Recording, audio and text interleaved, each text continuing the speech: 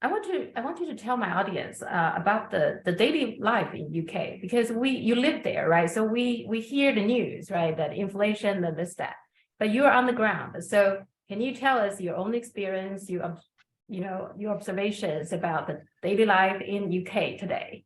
How Yes. are things going? Well, I think the general feeling in Britain is that they're not going well. Now, to be clear, Britain is a rich country. It's always been a rich country, and it continues to be. But it's a rich country where divisions are increasing.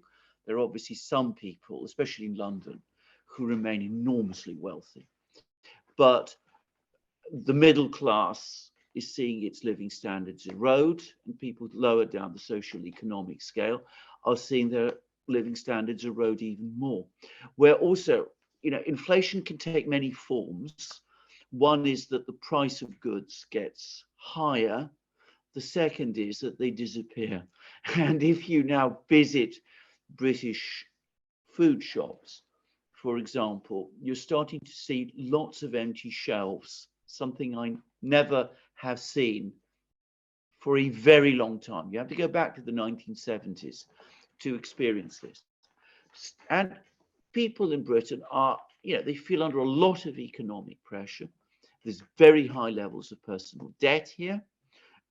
Interest rates are higher, food prices are higher, prices of most things are becoming more expensive. And on top of that, lots of things which used to be available free are now becoming things that you have to pay for.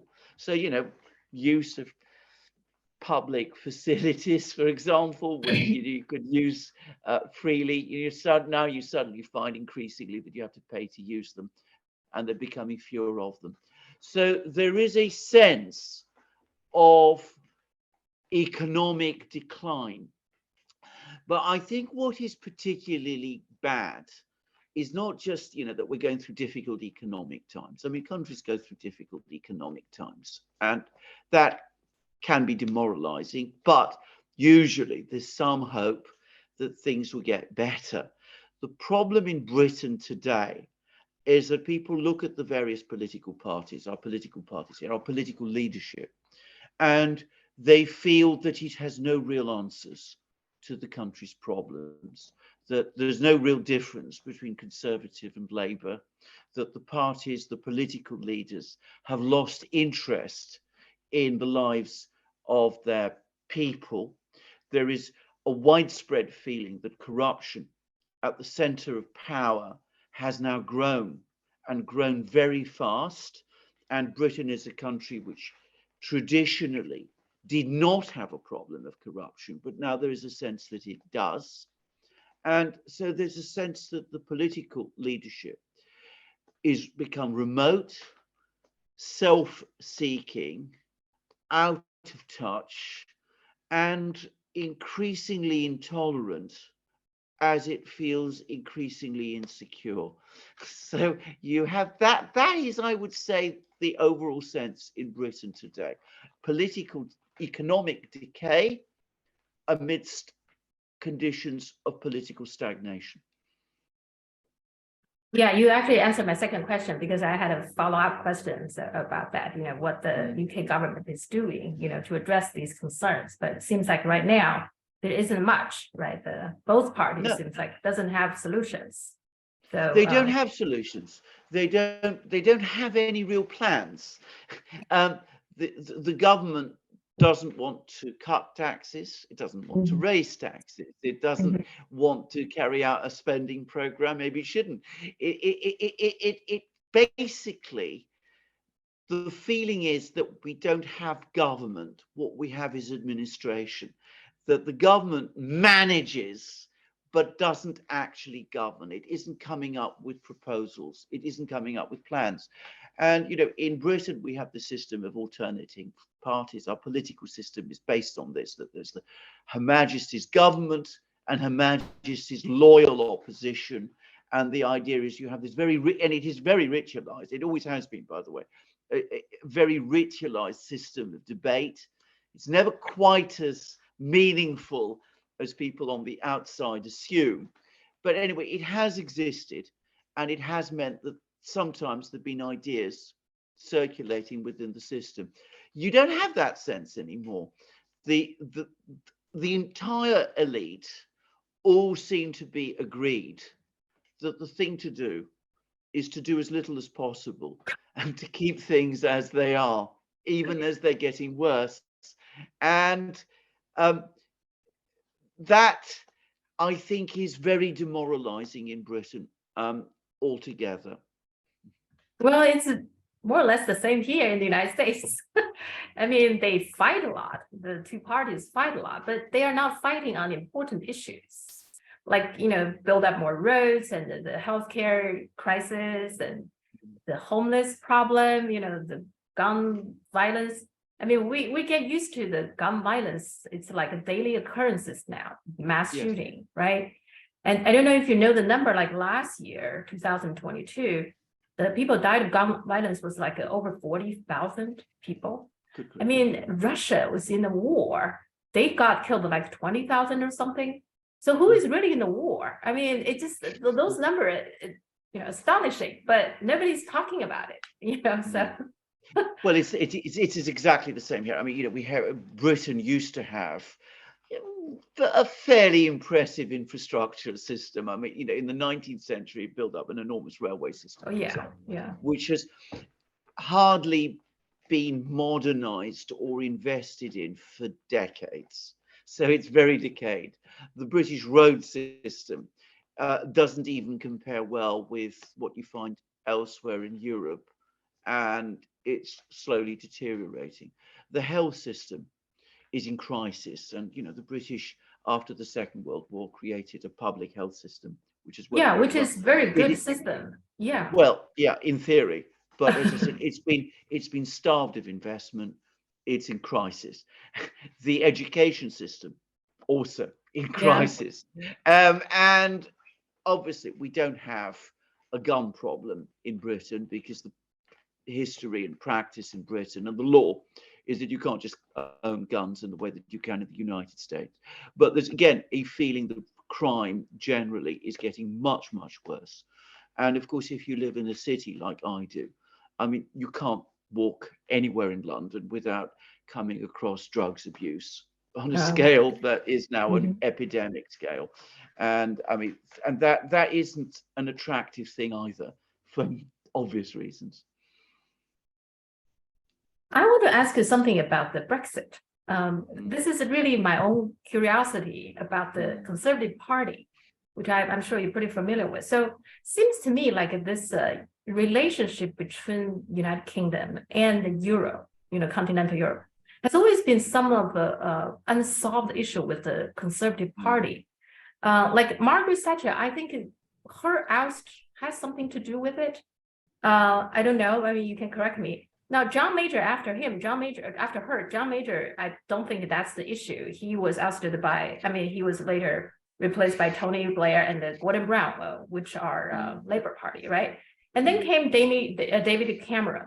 David Cameron is the one who initiated the referendum of Brexit. My feeling is that he really wants to settle this once for all, like having a referendum, and okay, that's it, whether we waste Europe or not, right? So referendum seems like a good way to go. But I guess he didn't expect it actually get passed, that the Brexit actually did get passed. I think he was on the with Europe side, and then he was hoping the referendum would, strengthen his position, but it didn't. Instead, it became a Brexit. After him, Theresa May was trying to negotiate some kind of deal with Europe, didn't go very well, so she's out until Boris Johnson came in. Is this question really settled within? I just want to know the Conservative Party. Is that true that there is very strong factions within the two regarding the relationship between UK and EU? And is that problem being solved now? Is it? Yeah, I think well, it hasn't been solved. It is completely unresolved, and the problems are as deep set as always. And I think you're actually very correct in identifying the Conservative Party as the centre of this, because the thing to understand about the Conservative Party is that it's not a party with a particularly clearly defined ideology, certainly not anymore. But what it does have, are very powerful factions within it, which are constantly maneuvering for some types of control. Now, the other thing to understand about the Conservative Party is that it is the inheritor of the British imperialist tradition.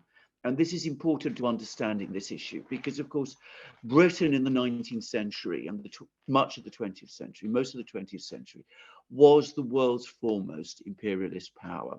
It was also a global power. It meant that the British had interests in many places, in Africa, in Latin America. They ruled India, as we all know. They had many places. They also colonized, in other words, they expelled the inhabitants, put their own people there, in Canada, in Australia, in South Africa, all sorts of things of this kind. So there is within the Conservative Party a tradition of looking outwards, of thinking of Britain in world terms, and also being very close to that great power which to some extent has inherited Britain's mantle and which is also English speaking, which is the United States. And at the same time, that means that Britain, which is of course also an island detached from the continent of Europe, as a result, has tended to see itself as different to and superior to the rest of Europe. So this is all very much within the British tradition and the Conservative tradition. There's a sense that our law, our system of law is different from that in Europe. We have a monarchy, which they don't really anymore to any great extent in Europe. Our political structures are different. And we want to be different from Europe in some ways. Or if we can't be different from the Europeans, if we have to be part of Europe, we feel that we should lead it. We should be the dominant power in Europe because, well, let's face it, we've always been the dominant power. We're not the dominant power in Europe. Germany is economically stronger. The French are also there and they don't terribly like us, all those sort of things. So we've had that push-pull. We've had some people within the British establishment and the British elite who are attracted to Britain going into Europe, who want to see Britain at the heart of Europe, who feel that Britain's position in the modern world should be within Europe. And then there's other people who say, well, no, this isn't really where we belong. We should leave Europe behind us. We should revert to being or trying to be a world power, a global power. We should be closer to the United States, the great English-speaking country. So let's turn our backs on Europe. They're different to us. They're inferior to us in all kinds of ways because, you know, we're superior people. So let's go the other way. And that division exists within the Conservative Party. Now, within the Conservative Party, you have what you might call the business elite, the commercial people, the sort of establishment elite, and of course the civil service. They tend to be more pro-European because their economic financial interests are structured that way. And then you have the sentiment, if you like, in the grassroots of the party. Many of its members are quite elderly, so they still have memories of the great days of the empire, which, you know, are not that far back in the past. And they're resentful about the reduction of British power, and they feel that, you know, we shouldn't really be part of Europe because that's not where we were and that's not where we should be. And this plays out within the Conservative Party, and it tends to set the parliamentary leadership against the grassroots. So people like John Major, David Cameron, people like that, very much part of the establishment, they tend to the European side. People like Margaret Thatcher, Boris Johnson, more seeking the support of the grassroots, they tend to be on the anti-Europe side. And you get people like Theresa May, who aren't really sure where they want to be and try to please both sides and can't please either. Yeah.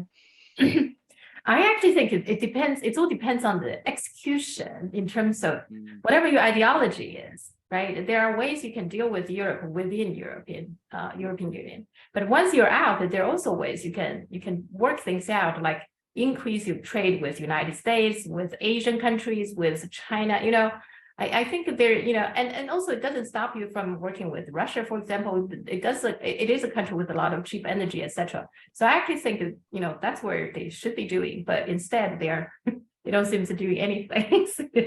So You are absolutely correct. You're absolutely right. I mean, you can stay in Europe and play a strong game in Europe because Britain's yeah, a big country within European terms. It's still got a big economy, even if it's not yes, very well run. You could play an important role in Europe if you fully committed yourself to do it. Or yeah, alternatively, you could leave Europe behind mhm, and play an active role as a proper member of the international community. And sometimes you get sort of people who do think like that. So the previous Conservative Prime Minister, David Cameron, for example, said he was pro-European, but he did want to play a more global role. And he saw the solution through establishing very close commercial and political links with China. yeah, And he talked about a golden age in yeah, relations between Britain and China. mhm, But then that cuts against the populist wing of the party, okay, which wants a more imperialistic, more great power type sort of okay, policy. And who feel that Britain should be as close to the mhm, Americans as possible because they're the country that is most like us and which carries out our traditions. So America has problems with Russia. We have even greater problems with Russia because we yeah, need to be even more yes, yeah, the policy that the Americans have than they mhm, do. And of yeah, course, if the Americans have problems with the Chinese, we must do so as well. yeah, And we must be especially aggressive about them because we want to make up for our lack of power by increasing assertiveness and yeah, aggressiveness as a way of getting noticed. I think yeah, it is a disastrous policy from mhm, every conceivable point of view. Not only disastrous, I think it is absurd, mhm. but you will find many, many people, including Boris Johnson, by the way, who hanker for it. Well, I think you explained really well because this is something I have been puzzled a lot, how the Conservative Party really thinking, seems like very much like a split party, Yeah. but